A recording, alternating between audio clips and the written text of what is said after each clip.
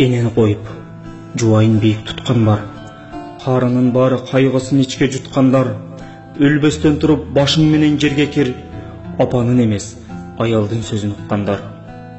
Энеси жатса, алсырап үйдө ач калып, талаада жүргөн баласы ойлойт канчалык. Эгерде бир күн жөтөлүп калса аялы, угушу менен жүгүрүп келет чаң салып. Кеги жок эне алсырайт алыс барганга, уулунан урмат көрө албай байкуш арманда, эч кимге айтпай буулугуп ыйлайт шолоктоп, бир үйдө өзү жападан жалгыз калганда. Үйгө мас келип, энесин көзгө илбеди. Ичпедим апа, көп насаат айтпай кир деди. Аңгыча болбой аялын көрүп жылмайып, аз эле иштим, кечирип коюң сиз деди.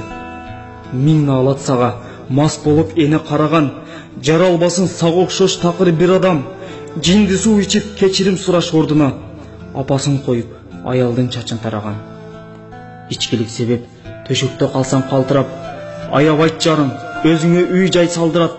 Качандан бери туз татпай жатса энеси, эт майга талгак, жубайын ойлоп кайгырат. Кыйраткансып, мен эркек деп керилген, көчөдө жүрсө адептүү болуп сезилген. Кайсы эле ишти туура эмес жасап койсо эгер, кайнене турса кечирим сурайт келинден. Бул кандай абал, кыямат келип калганбы?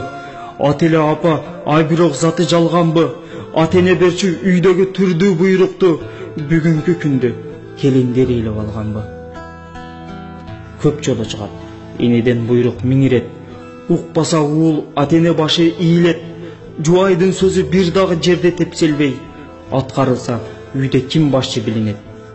Канчасы кетти баласы үчүн өлгөндөр, бүгүнкү жаштар өзүмчүл болуп көнгөндөр. Дагы да айтам, башың менен жерге кир, ападан дагы аялын артык көргөндөр.